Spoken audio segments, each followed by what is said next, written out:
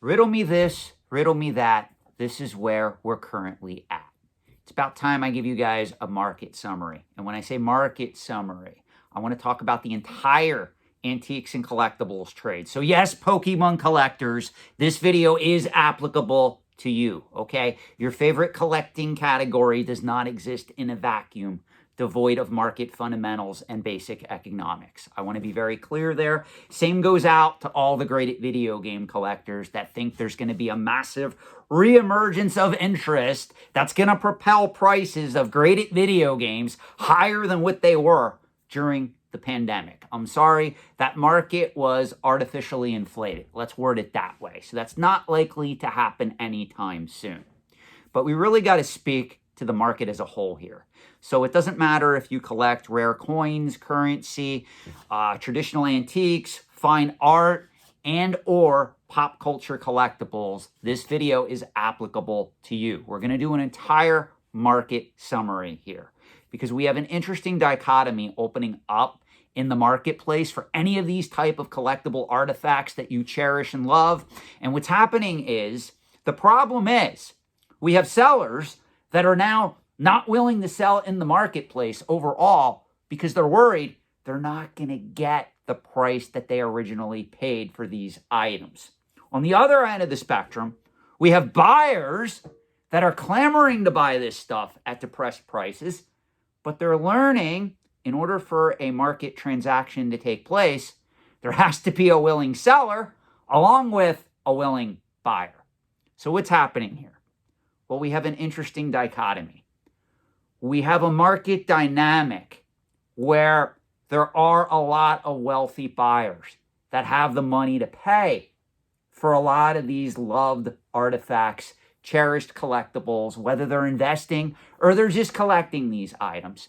But yet we have sellers that don't want to let them go at the current market price. Now, among other things that is playing into this, a lot of these buyers, they're not stupid. They're looking at the market and they're going, hey, the market's pretty much depressed, but yet the cost of money is much higher. If I have to go and take out a loan, I got to pay significantly more than I did just a few short years ago during the COVID pandemic boom, when the government was flushing the system with free, easy, cheap money. Everybody was getting stimulus. Everybody was partying like it's 1999. Everybody was spending money like it's water. And that's what propelled a lot of these collecting categories in the stratosphere to begin with. Now here's the problem. A lot of the people that were buying those particular items at extremely inflated prices were doing so because they were attempting to invest in all of these hot collectibles.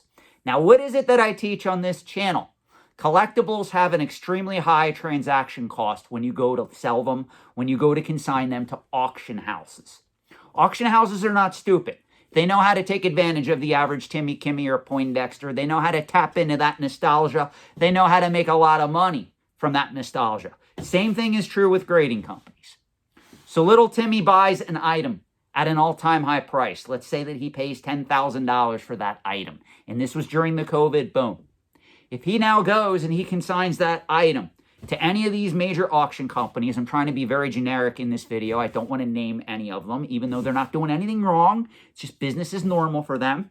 But he goes and consigns one of these items that he overpaid for to auction company A or B. Auction company A or B, they're going to charge him a seller's commission, and they're also going to charge a buyer's premium on the back end.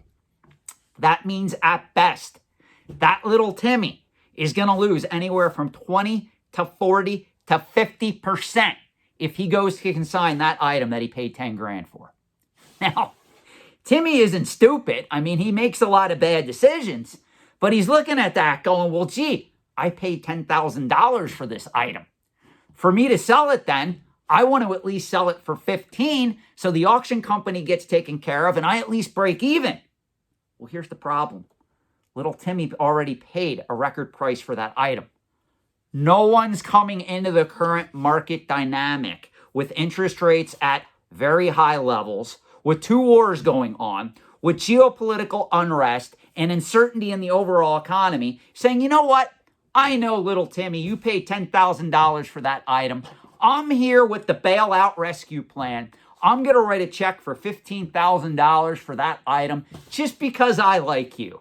I want to make sure that all the Timmys, Kimmys, and the Poindexters in the world are taken care of. So I'm going to write you a check for more than 50% of what you paid for that item because I'm going to try to invest in it and I'm going to think it's going to go higher and higher. That's not how educated buyers work. Educated buyers look at market conditions and they go, okay, interest rates are 6-7%. I myself can get 5 to 6% just parking my money in a money market fund attached to my brokerage account. Why the hell am I going to take the risk and pay a premium in the collectibles market when I don't even know what's going to happen next in the overall economy? So this is where we are. We have sellers that don't want to sell into a depressed market. And we have buyers that want to discount if they're going to tie up their money in something that is illiquid, something that is of a collectible or an antique nature, that's just going to sit in a safety deposit box, that's just going to sit in the shelf, that's just going to sit in climate-controlled storage and isn't going to pay them any underlying cash flows.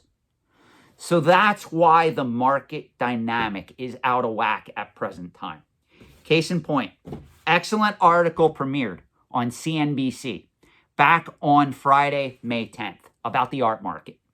And this particular article is entitled, "An Art Market Full of Cracks is About to Face a $1 billion Test." And the article was written by Robert Frank. I want to give the author credit here because I'm a fellow author. I write for Antiques and Auction News, not for CNBC, but I still want to give this dude credit. And I'm not going to read you the full article. It would take too long to go through it and give you my analysis. I will put a link to the full article in the video description below if you want to read it. But I'm going to read you through a few paragraphs here because it's very important, because it explains this very dichotomy that we're seeing in the overall market for not just collectibles, not just antiques, but also fine art. And for those unaware, fine art is one of the most mature and sophisticated markets in the entire antiques and collectibles trade. People have been collecting fine art for thousands of years. Yet, the market right now is really no different than what's happening in the market for pop culture collectibles. Now, to be fair, there is a little bit of money flowing back into some of these pop culture collectibles. You guys will recall a couple of weeks back, probably a couple of months back now, because I'm lost for time, I did an article that big money is now starting to flow back into the vintage comic book marketplace. But it's doing so smartly. It's not affecting every single book. It's not affecting every single key issue.